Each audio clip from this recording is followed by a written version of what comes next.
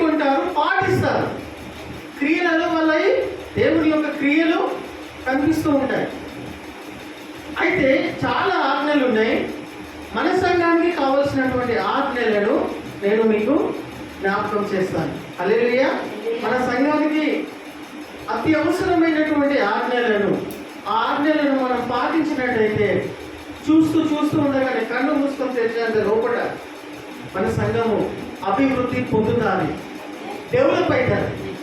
మన సంఘానికి కావాల్సినటువంటి ఆజ్ఞలను దేవుని వాక్యం ద్వారా నేను మీకు చూపిస్తూ ఉన్నాను.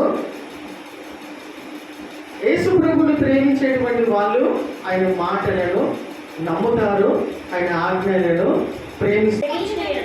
నీవు నన్ను ప్రేమించిన ఎడల, మీరు నన్ను ప్రేమించిన ఎడల నా ఆజ్ఞలను గైకొందురు. హల్లెలూయా.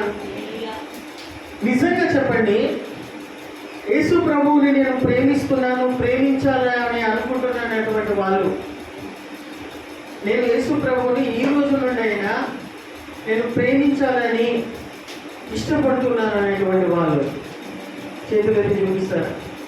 గతంలో ప్రేమించినవి పక్కన పెట్టేస్తాం, ప్రేమించినామో ప్రేమించలేదో కుదరగానే ఈ రోజు నుండి అయినా నేను దేవుణ్ణి ప్రేమిస్తాను అనేటువంటి వాళ్ళు యథార్థంగా ఈ రోజు నుండి, ఈ క్షేత్రం నుండి అనేటువంటి వాళ్ళు, ఈ చేతులను దేవుడు చూస్తూ ఉన్నాడు. దేవుని మందిరంలో, జీవం కలిగిన దేవుని మందిరంలో మీరు ఉన్నారు కాబట్టి, మనం అందరం ఉన్నాం కాబట్టి మన చేతులను, అన్నయ్యకు 2 చేతులు ఎత్తేయడం, ఇంకా 2 ఎంతో ముందు ఇంకా 2 చేతులు ఉంటే అవి కూడా ఎత్తేవాడేమో, అంత ఆశ కలిగి ఉన్నాడు. హల్లెలూయా, హల్లెలూయా.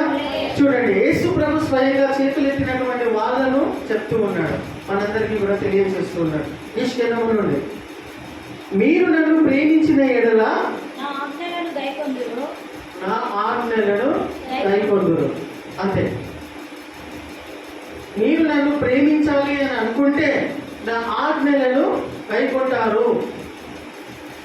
నష్టపోతారు వాళ్ళు, ఏ ఒక్క ఆజ్ఞలలో కూడా నిలిచి ఉండరు. అర్థమవుతుందా? కాబట్టి ప్రియమైన వారు, వాక్యంలో చదువుతూ ఉన్నట్టుగా మనం ఇందాక ఒక లైన్లో చెప్పాలి అని అంటే, ఒక్క లైన్లో చెప్పాలంటే, సండే రోజు నువ్వు సిద్ధపడి, శనివారం నుండి సిద్ధపడి, ఆదివారం రోజున నువ్వు మందిరానికి పరిగెత్తుకుంటూ రావాలి. ఇంకా క్లియర్గా చెప్పాలంటే, ఆదివారం రోజున నువ్వు మందిరానికి వచ్చే ముందు ఇంట్లో నువ్వు వండుకోవద్దు, టిఫిన్లు కూడా చేసుకోవద్దు. నేను క్లియర్గా చెప్తున్నా. అట్లయితేనే మీరు రాగలుగుతారు. శనివారం సాయంత్రం రోజున రికార్డ్ అవుతుంది. శనివారం సాయంత్రం రోజున ఆదివారం కోసం నువ్వు సిద్ధపడాలి అని అంటే, సాయంత్రం రోజుననే నువ్వు అన్ని బట్టలు రెడీ చేసుకొని, ఇస్త్రీ చేసుకొని, ఏమైనా నీ మైండ్లో పెట్టుకోవాలి నువ్వు నేను అని అంటే, రేపు ఆదివారము నేను దేవుడి మందిరానికి సమయానికి వెళ్ళాలంటే నేను ఈ రోజే బట్టలను ఇస్త్రీ చేసుకొని, రేపు పొద్దుగాల లేచి స్నానం చేసుకొని ఇంత ఛాయ్ తాగేసి వెళ్ళిపోతామనే మనస్తత్వం కలిగినటువంటి వాళ్ళే సమయానికి రాగలుగుతారు. పొద్దుగాల లేచి చూసుకుందామని అనుకునేటువంటి వాళ్ళు రాలేనటువంటి వాళ్ళు, ఎక్కడైతే మూలము, నీ ఆశీర్వాదాలకు మూలం ఏదైతే ఉన్నదో, నేను దేవుడు దీవించి ఆశీర్వదించి వర్తిల్ల చేయాలని ఎక్కడైతే మూలము ఏదైతే ఉన్నదో, అపవాది ఏం చేస్తాడంటే దాన్ని నొక్కి పట్టుకొని నువ్వు రానియకుండా, సిద్ధపడకుండా, నువ్వు దీవించబడొద్దని, నువ్వు వర్ధిల్లొద్దని, నువ్వు స్వస్థత నొందొద్దని, ఆ యొక్క సంతోషము సమాధానము పొందుకోవద్దని అపవాది నేను అక్కడే నొక్కి పట్టుకొని, నీ బలహీనతలను నొక్కి పట్టుకొని నీకు రానియకుండా చేస్తున్నాడంటే, నువ్వు ఇప్పటికీ నువ్వు నేను కావచ్చు, మనమందరం కావచ్చు ఆశీర్వదించబడలేకపోతున్నామనంటే, ఆ మూలం అనేటువంటి ఆశీర్వాదాన్ని మనము సిద్ధపడి పొందుకోలేకపోతున్నాం. కాబట్టి ప్రియమైన వాళ్ళ దేవుని యొక్క ఆజ్ఞ ఏమై ఉన్నదని అంటే, ప్రియమైన వాళ్ళ ఆదివారం రోజున you have to come to church. అన్ని యాక్టివిటీస్లో నువ్వు నేను పాల్గొనాలా. ఇది దేవుని యొక్క ఆజ్ఞ ఉంటూ ఉన్నది. దీన్ని పాటించినటువంటి వాళ్ళు ప్రియమైన వాళ్ళరా, మనము సువార్త చెప్పాల్సినటువంటి వారమై ఉన్నాం. ఇది కూడా దేవుని యొక్క ఆజ్ఞ ఉంటూ ఉన్నది. ఎందుకు ఈ విషయాలను చెప్తున్నానంటే, దేవుని యొక్క రాజ్యంలో నువ్వు నేను ప్రవేశించాలంటే నువ్వు రావడమే గొప్ప నీతి క్రియ. అది మీకు అర్థమైతలేదు ఆ విషయము. నాకు చెప్పనీకి కూడా వస్తలేదు. నువ్వు సమయానికి క్రమము తప్పకుండా దేవుని మందిరానికి రావడమే అది గొప్ప నీతి క్రియ.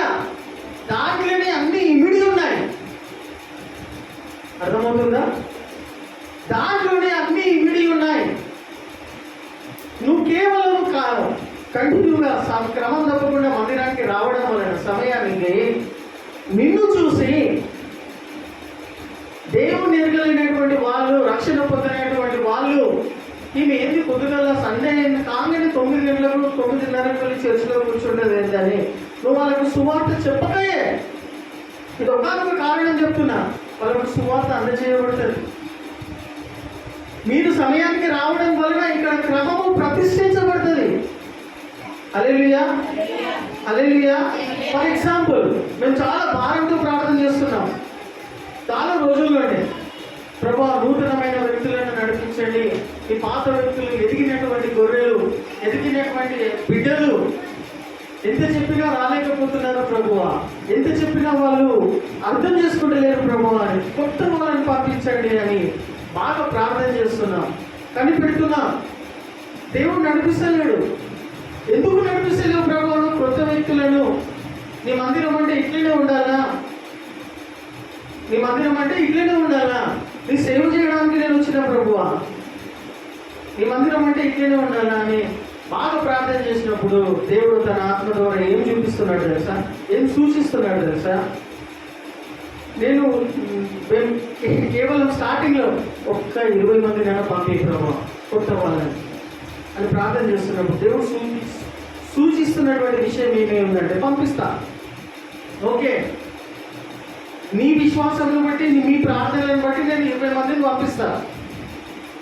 పంపించినప్పుడు ఆ సమయానికి ఎవరు సంఘంలో లేకపోతే ఆ కుక్కల ఎదుటనే మేము ఉరుకులాడుతూ ఉంటే, అవి తీసుకురావాలి, ఇవి తీసుకురావాలి, అవి సెట్ చేయాలి, ఇది చేసుకోవాలని సేవకులమైనటువంటి మేమే ఆ విధంగా ఉరుకులాడుతూ ఉంటే, ఆ విధంగా పనులు చేసుకుంటూ ఉంటే, ఆ టైంలో స్టేజ్ మీద ఉండి ఆరాధన జరిగించాల్సినటువంటి మేము ఆయా పనులు చేస్తూ ఆ కొత్త వ్యక్తుల ముంగట అది ఎవరు లేరని, సంఘంలో ఎవరు లేరని, అసలు సంఘమేనా, చర్చిలో ఎవరు లేరు, కొత్త వాళ్ళని దేవుడు పంపించాడు. పంపించినప్పుడు ఆ కొత్త వ్యక్తులు ఆలోచన వస్తుందా లేదా, సంఘంలో పోయి నీరే పోయి అప్పటి చేయకుండా అనుకుంటారా లేదా, అనుకునే ఛాన్సెస్ ఉన్నాయా లేదా? ఒక్కసారి వాళ్ళ ఆశతో వచ్చినప్పుడు ఏమి మన పద్ధతులు ప్రతిష్ఠించబడినప్పుడు వాళ్ళ ఆశ నిరాశ అయిపోతుందా లేదా? వాళ్ళు ఇంకోసారి రాగలుగుతారా? హల్లెలూయా. వస్తారా వాళ్ళు? అర్థమవుతుందా? దేవుడు పంపించడానికి సిద్ధంగా ఉన్నాడు. మన దగ్గర ఒక క్రమము ప్రతిష్ఠించబడలేదు, ఒక నియమం అనేది లేదు కాబట్టి వాళ్ళని ఎట్లా పంపిస్తాడు? అర్థమవుతుందా ఇక్కడ మీకు? మీరు కేవలం సమయానికి రావడం వలన మీరు సువార్త చెప్పకనే దేవుని సేవ చేస్తున్నటువంటి వారైతున్నారు. ఇందులోనే అన్ని ఆశీర్వాదాలు ఇమిడి ఉన్నాయని వాక్యం ద్వారా నేను దృఢమైన విశ్వాసంతో తెలియజేస్తున్నాను. నేను మీకు ఇలా చేయడం వలన దేవుని యొక్క నీతిని, దేవుని రాజ్యంలో వెతుకుతున్న బిడ్డలైతున్నారు. మీరు ఆశీర్వాదాల కోసం పరిగెత్తుకోవాల్సిన అవసరమే లేదు. దేవుని బిడ్డలకు అదొక ఫాల్స్ డాక్ట్రిన్. అది ఆశీర్వాదాల కోసం పరిగెత్తున్నటువంటి గుంపులో మీరు ఉన్నట్టయితే మీ జీవితాలను, ఆలోచన విధానాలను సరి చేసుకోండి. ఇప్పటికైనా దేవుడు సింపుల్గా పెట్టాడు నేను ఆశీర్వదించడానికి. ఆశీర్వాదాలు సంఘము ద్వారానే తప్ప నేను బయట ఇండిపెండెంట్గా పెట్టి దీవించి ఆశీర్వదించాడు. ఆశీర్వాదం నేను పొందుకుంటాను అంటే అది నీ భ్రమ. హల్లెలూయా. ఇలాగ దేవుని మందిరానికి రావడం వలన మత్తయి సువార్త 6:30 యేసు ప్రభు చుట్టూ తీయాల్సిన అవసరం లేదు. మీరు వాక్యాన్ని అర్థం చేసుకుంటే చాలు. నా నీతియు నా రాజ్యంలో వెతుకుతూ ఉన్నటువంటి వాళ్ళు పరలోకంలో ఉన్న తండ్రికి మీకు ఏ సమయంలో ఏం కావాలో ఆయనకు తెలుసు కాబట్టి మీకు ఏ టైంలో ఏమి ఇవ్వాలో ఆయన మీకు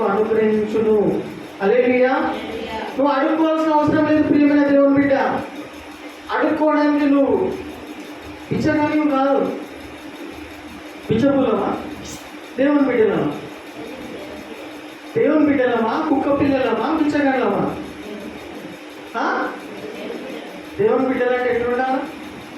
దేవుని ఆజ్ఞలను పాటించే బిడ్డలుగా ఉండాలా. ఎప్పుడైతే దేవుని ఆజ్ఞలు పాటిస్తారో వాళ్ళు దేవుని పిల్లలు అనబడతారు, లేకపోతే కుక్క పిల్లలు అనబడతారు, లేకపోతే ఇంకొకళ్ళ పిల్లలు అనబడతారు, లేకపోతే ఇంకొక పిల్లలు అనబడతారు. అవునా కదా?